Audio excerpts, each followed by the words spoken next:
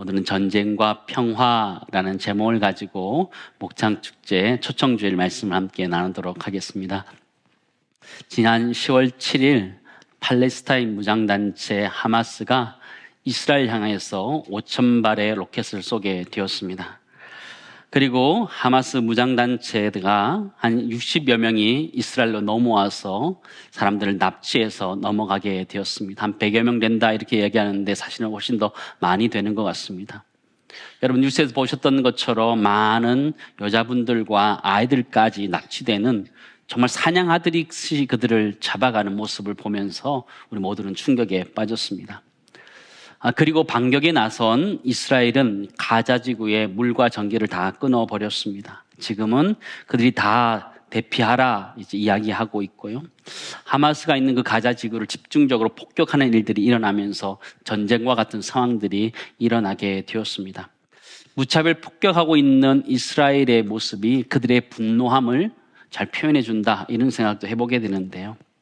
여러분, 이스라엘과 하마스 누구의 잘못일까요? 여러분 누구의 잘못이라고 생각하십니까?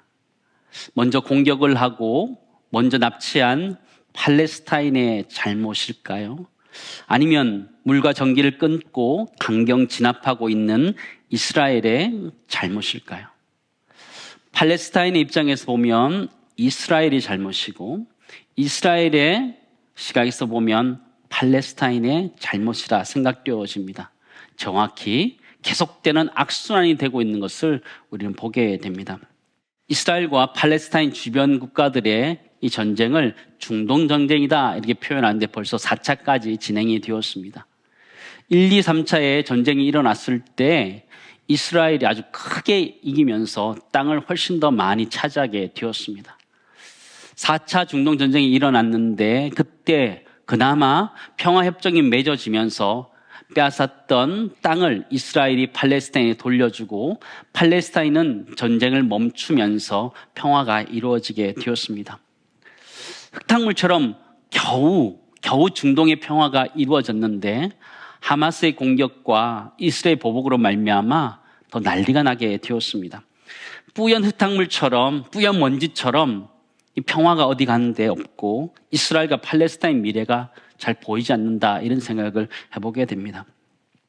공습과 보복은 극단주의자들로부터 일어나게 되었는데 그 피해는 고스란히 민간인들이 당하고 있는 상황을 우리는 보게 됩니다. 이 전쟁을 저는 이스라엘과 팔레스타인의 전쟁으로 보기보다는 하마스와 이스라엘 전쟁으로 보는 것이 더 낫지 않나 그런 생각을 해보게 됩니다.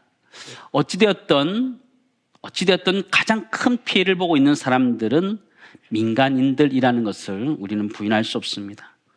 이스라엘은 9.11 테러급의 큰 충격을 받았기 때문에 그들은 공격하지 않을 수 없습니다.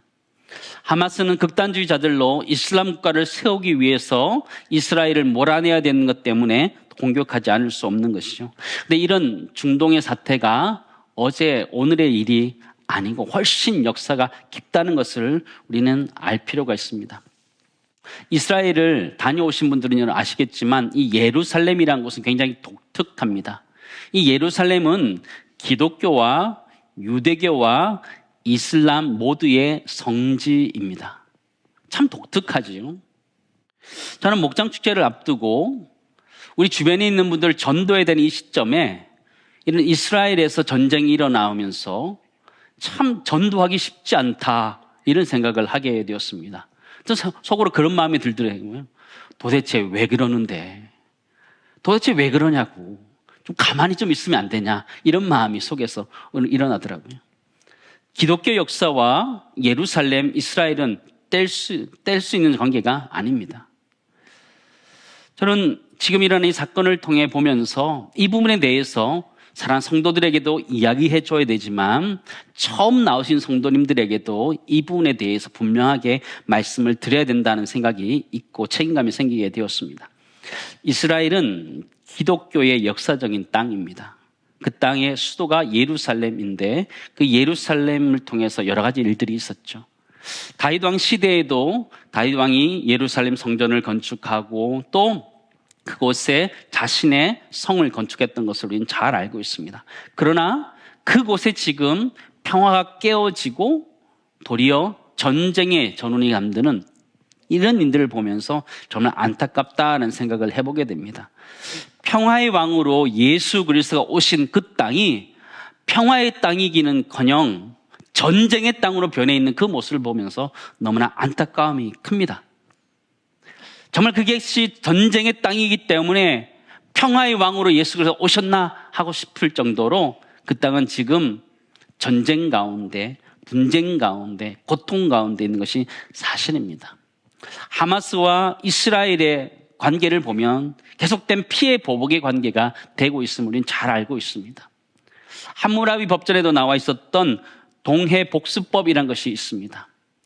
같은 상해나 같은 보상의 원칙을 가진다는 것이죠. 쉬운 말로 눈에는 눈, 이에는 이라는 원칙입니다.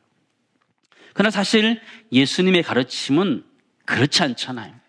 예수님이 평화의 왕으로 오신 예수님이 가르쳐 주신 가르침은 그게 아니었어요. 마태복음 5장 38절에 39절 말씀 보시기 바랍니다. 또 눈은 눈으로 이는 이로 갚으라 하셨다는 것을 너희가 들었으나 나는 너희에게 이르노니 악한 자를 대적하지 말라. 누구든지 내 오른뺨을 치거든 왼편도 돌려대며 이렇게 표현하고 있어요. 오른뺨을 맞거든 왼뺨도 돌려대라 이야기하는 것이죠. 너의 속옷을 가지려고 하는 사람이 있느냐? 너의 겉옷까지 내어주라 말씀하시는 거예요. 억지로 우리를 가게 하느냐? 함께 심리를 가라. 성경은 예수님은 그렇게 가르쳐 주시는 거예요. 저는 이스라엘과 팔레스타인의 이 사건을 보면서 예수를 믿어도 되는가? 교회를 다녀도 되는가? 그런 의심이 들 수 있겠다라는 생각을 하게 되었습니다. 여러분은 어떻게 생각하십니까? 이스라엘과 팔레스타인 그들의 모습이 이해가 되십니까? 중동학자들은 1948년에 이스라엘이 그곳에 나라를 세우면서 중동의 전쟁이 일어났다 이렇게 이야기합니다. 그러나 사실 그 땅은 이스라엘 백성들의 언약의 땅이었습니다. 성경에도 그 땅이 분명히 하나님께서 그들에게 약속하신 땅이다 말씀해주고 있습니다. 그러나 그들이 하나님 앞에 범죄하였을 때 이스라엘 백성들이 전 세계로 쫓겨나게 됩니다. 특별히 2차 세계대전에 나치의 홀로코스트로 말미암아 이스라엘 민족이 완전히 분해되어 버리면 전 세계로 흩어져 버리게 되죠. 그런 여러 가지 이유들 때문에 이스라엘 백성들은 전 세계로 흩어지게 되었으며 나라를 잃게 되었던 것이죠. 주변 국가의 사람들이 그 땅을 차지하면서 살게 되었던 것입니다. 가자 지구라고 말하는 이 팔레스타인 지역은 팔레스타인은 바로 블레셋을 이야기합니다. 다윗과 싸웠던 골리앗의 장군, 그가 살았던 지역이 바로 블레셋 팔레스타인입니다. 근데 더 중요한 것은 이슬람의 시작이 무엇인가라는 것입니다. 그 이슬람의 시작은 아브라함의 자손으로부터 시작되었다라는 것입니다. 아브라함의 아들 중에 이스마엘이 있었는데 그를 통해서 이슬람이 시작되었다라는 것이죠. 이삭과 이스마엘의 다툼이 사실은 지금의 이스라엘과 팔레스타인의 문제로 또한 이스라엘과 이슬람의 문제로 계속 일어나고 있음을 우린 부인할 수 없습니다. 창세기 21장 말씀 보실까요? 사라가 본즉 아브라함의 아들 애굽 여인 하갈의 아들이 이삭을 놀리는지라. 그가 아브라함에게 이르되 이 여종과 그 아들을 내쫓으라. 이 종의 아들은 내 아들 이삭과 함께 기업을 얻지 못하리라 함으로 그렇게 표현하고 있죠.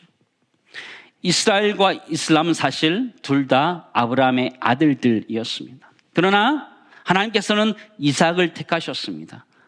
이스마엘은 아브라함의 편법이었던 것이죠. 결국 성장한 이스마엘이 작은 이삭을 괴롭혔던 것이 그 당시에도 일어났고 지금도 계속되는 이런 관계가 되고 있음을 보게 됩니다.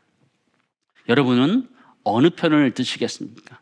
저는 이스라엘 편도 저는 팔레스타인 편도 들 수 없다 생각됩니다. 왜냐하면 성경적이지 않기 때문입니다. 성경은 가난한 자, 핍박받는 자들을 위해서 기도하라 말씀하고 있습니다. 이스라엘과 팔레스타인 양쪽 다 강자가 있고 약자가 있습니다. 그러기에 한꺼번에 싸잡아서 나는 이스라엘 편이다, 나는 팔레스타인 편이다 라고 말할 수 없는 것입니다. 예수님의 가르침은 분명하게 우리가 이렇게 가르쳐주고 있습니다. 마태복음 5장 말씀 보시기 바랍니다. 또 내 이웃을 사랑하고 내 원수를 미워하라 하였다는 것을 너희가 들었으나, 가시겠습니다.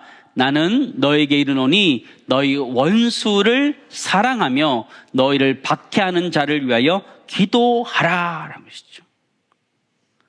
구약의 가르침은 내 이웃을 사랑하자, 그러나 원수는 미워하라는 것이 구약 시대의 말씀이었어요. 그러나 신약 시대의 평화의 왕으로 오신 예수 그리스도 오심으로 말미암아 원수도 사랑하라, 핍박하는 자를 위하여 기도하라 말씀하신 것이 예수님의 가르침이에요. 그렇다면 지금 이스라엘의 모습이나 팔레스타인의 모습은 예수님이 가르쳐 주신, 평화의 왕으로 그 땅 가운데 오셨던 예수님이 가르쳤던 가르침과 전혀 상관없는 삶들을 계속 살고 있다는 것이지. 우리가 기억해야 되는 것은 유대교는 기독교가 아닙니다. 유대교는 아직 다시 오실 메시아를 기다리고 있는 종교입니다. 그들은 아직 메시아가 오지 않았다라고 믿고 오실 메시아를 궁극적으로 기다리고 있습니다. 아직 구약 시대에 머물러 있는 것이죠. 신학적으로 아직 시대착오적인 지금 그 종교 속에 있는 것이 이스라엘이고 유대교인 것이죠. 팔레스타인 역시 예수 그리스도를 믿지 않습니다. 그들은 단지 선지자 중에 하나다라고 생각하고 무함마드를 믿고 따르고 있습니다. 우리가 기억해야 될 것이 있는데, 이스라엘과 팔레스타인 모두 예수 그리스도가 필요하다라는 것이죠. 유대교도 예수 그리스도가 필요하고 팔레스타인도 예수 그리스도가 필요하다는 거예요. 이 땅에 평화의 왕으로 오신 예수 그리스도를 모르기 때문에 그들 가운데 끊임없는 전쟁들이 일어나고 있는 것을 우리는 목도하고 있는 거예요. 유대교도 이슬람도 마찬가지라는 것이죠.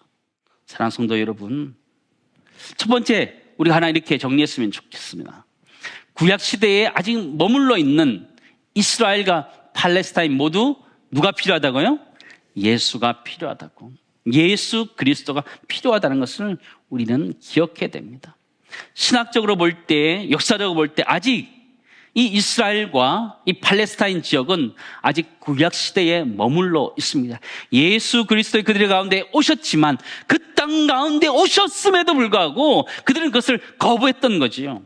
그래서 지금 끊임없이 그들은 평화를 찾지만 끊임없이 전쟁 속에서 살아가고 있는 것이 현실입니다. 평화의 왕으로 오신 예수 그리스도, 그분은 이런 분입니다. 에베소서 2장 말씀 보실까요? 이제는 전에 멀리 있던 너희가 그리스도 예수 안에서 그리스도의 피로 가까워졌다 이러죠. 그는 우리의 화평이신지라 둘로 하나를 만드사 원수된 것 곧 중간에 막힌 담을 자기 육체로 허시고 법조문으로 된 계명의 율법을 폐하셨으니 이는 이 둘로 자기 안에서 한 세 사람을 지어 화평하게 하시고 또 십자가로 이 둘을 한 몸으로 하나님과 화목하게 하려 하심이라 말씀하고 있는 것이죠. 두 민족 사이의 화평이라는 것은요, 예수 그리스도가 필요한 거예요. 이스라엘에도 예수 그리스도가 필요하고 이슬람에도 예수 그리스도가 필요한 것을 분명하게 이야기하고 있죠. 그런 관점에서 저는 이스라엘과 팔레스타인을 위해서 기도하고 있는데 우리 모두도 그렇게 기도해 줄 수 있기를 간절히 소망합니다. 그런데 이 분쟁과 다툼을 보면서 여러분, 이것이 나라에만 국한된 일일까요? 이 전쟁과 다툼, 분쟁, 시기, 이것은요, 나라와 나라, 민족과 민족과의 일이기도 하지만 우리 가정에서도 일어나는 일들이고 내 마음 안에서도 일어나는 것이 이 전쟁과 같은 상황이고 평화가 없는 상황이라는 것입니다. 이러한 분쟁과 다툼의 분위기를 평화를 이끌 수 있는 것은 오직 평화의 왕으로 오신 예수 그리스도밖에 없다는 것을 우리는 인정해야 됩니다. 사랑하는 성도 여러분, 이 자리에 오늘 처음 오신 여러분에게는 여러분 혹시 마음에 평화가 있으십니까? 참 자유가 있고 기쁨이 있으십니까? 우린 살아가면서 수많은 전쟁과 같은 상황들을 마주합니다. 코로나 팬데믹의 상황을 지나가면서 정말 어렵고 힘든 상황 속에서 그 상황들을 지나가고 있지.